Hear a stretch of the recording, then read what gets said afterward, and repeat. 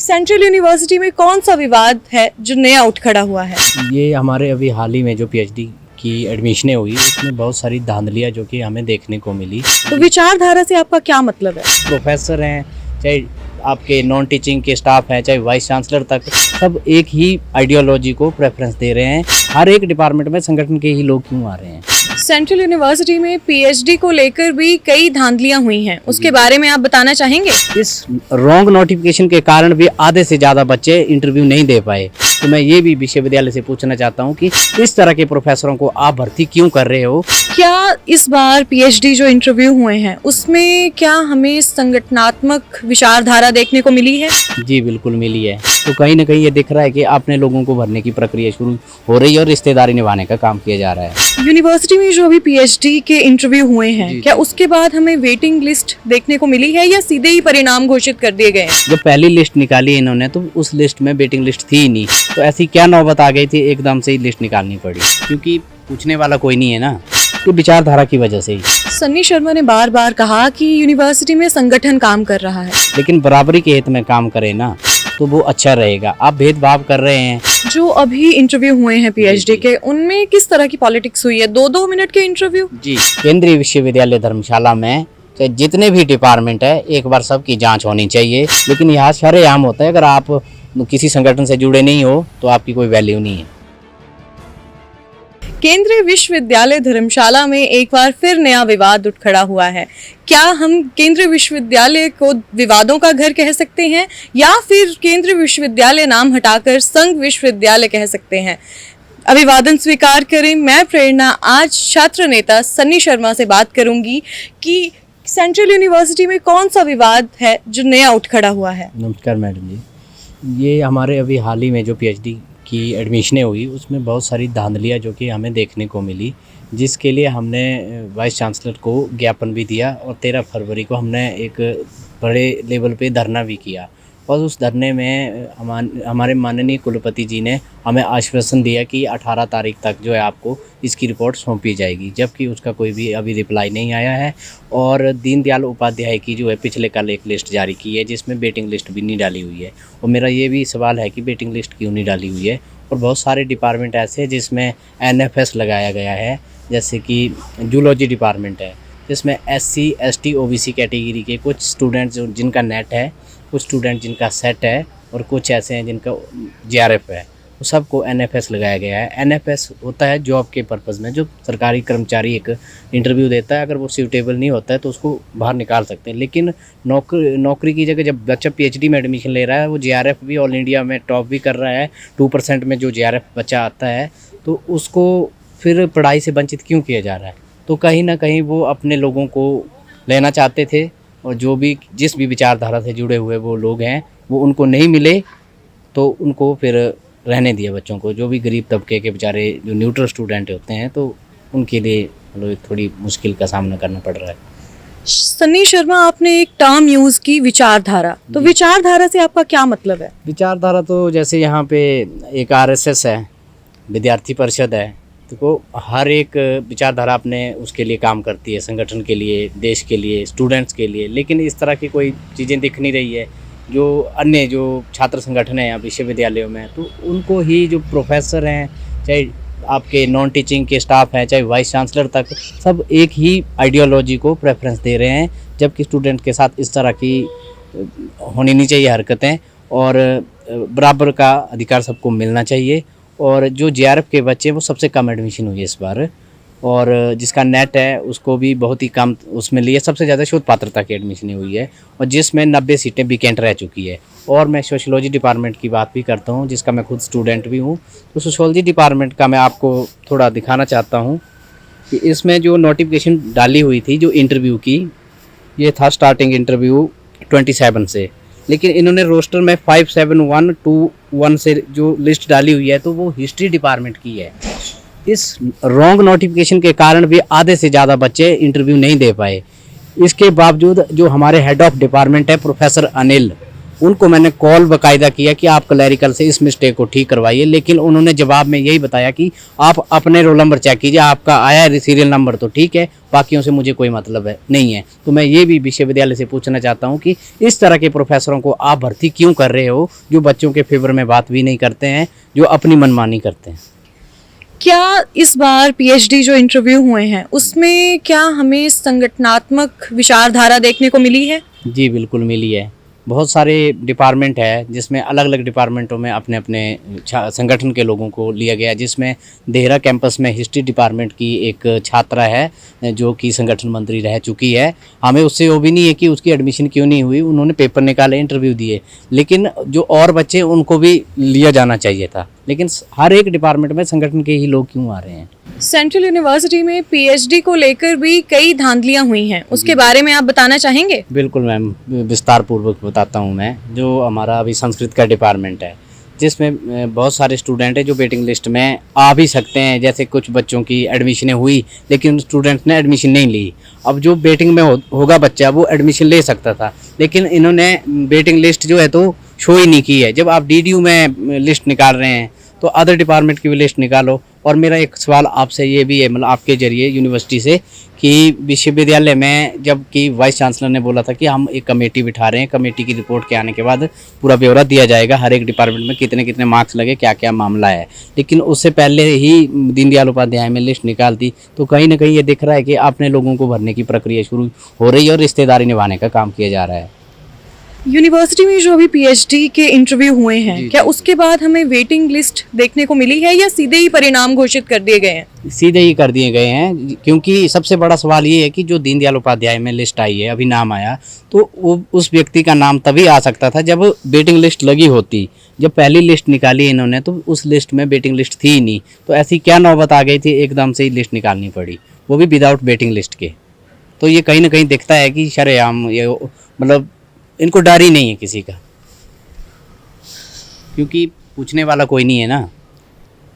अब दबाया जा रहा है, क्योंकि एक ही जब विचारधारा होगी, जब एक ही आइडियोलॉजी होगी, ऑपोजिशन में कोई नहीं होगा, उनको पूछने वाला कोई नहीं होगा, तो यहाँ पे गुंडागर्दी भी होती है, डराया भी जाता है, धमकाया भी जाता है। पीएचडी में स्कॉलरों को तंग किया जाता है। काफ़ी टाइम से 8,000 जो फेलोशिप ले रहे हैं बच्चे, उनकी 12,000 की नहीं है। बहुत सारे बच्चे हैं जो JRF क्वालिफाइड हैं, उनके जो भी डॉक्यूमेंट है कईयों की DRC रोकी जाती है, ये विचारधारा की वजह से ही।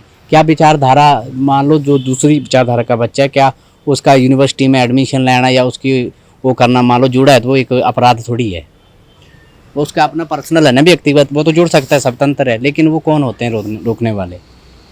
सन्नी शर्मा ने बार बार कहा कि यूनिवर्सिटी में संगठन काम कर रहा है, तो मैं आपसे जानना चाहूंगी कि यूनिवर्सिटी में संगठन किस तरह से काम कर रहा है? संगठन यही काम कर रहा है, नाम के लिए तो बताते कि हम भारत के जैसे बड़े सारे छात्र संगठन का बताते हैं कि हम विश्व के बहुत बड़े छात्र संगठन के लीडर हैं, जो भी करते हैं बच्चों की। मैं उसमें नहीं जाऊँगा। हर एक ऑर्गेनाइजेशन छात्र के लिए बनी हुई है और छात्र के हित में काम करती है, लेकिन बराबरी के हित में काम करे ना तो वो अच्छा रहेगा। आप भेदभाव कर रहे हैं, जिसका क्लासिकल एग्जाम्पल मैं भी हूँ आपके सामने।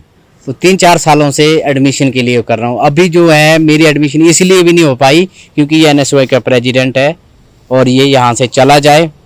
मेरे हिसाब से जो मुझे लगता है, उनकी जो थिंकिंग है, बाकी किसी के दिमाग में हम नहीं जा सकते हैं, तो मेरे को विचारधारा के आधार पे वो दिखती सी बात है, मुझे बाहर किया। मैं अपनी ही बात नहीं कर रहा हूँ, बहुत सारे बच्चे हैं जो जिनकी आवाज़ मतलब उठाने वाला कोई नहीं है, तो उनको भी कर दिया। क्योंकि हम तो अब सारे बच्चों का मुद्दा उठा रहे हैं कि सभी जो भी बच्चे न्यूट्रल थे, जिनका नेट है, JRF है, वो एलिजिबल होने चाहिए, उनको इंटरव्यू में बाहर निकाला और इंटरव्यू 2-2 मिनट के किए गए। जो अभी इंटरव्यू हुए हैं पीएचडी के, उनमें किस तरह की पॉलिटिक्स हुई है? 2-2 मिनट के इंटरव्यू जी, क्या कहना है आपका इस बारे में? इस बारे में मैम, जब मैं अपना एग्जांपल देता हूँ, जब मेरा 29 को इंटरव्यू था तो 5-3-2 मिनट में स्टूडेंट इंटरव्यू देके बाहर आ रहे थे। जब पूछना उनसे कि क्या पूछा, नाम पता, टॉपिक का नाम और एक आधा गलती से ऑब्जेक्टिव या रिसर्च गैप पूछ लेते थे और थैंक यू बोल के बाद बाहर आ जाओ, बस हो गया। और बताते थे कि लिस्ट में नाम आएगा नहीं आएगा, बेस्ट ऑफ लक बोल के चलो बाहर। तो मेरा ये जनता से सवाल है कि 2-2 मिनट के पीएचडी इंटरव्यू CUHP में करवाए जा रहे हैं, क्या 2 मिनट में आप अपनी इंट्रोडक्शन लोगों को बता सकते हैं?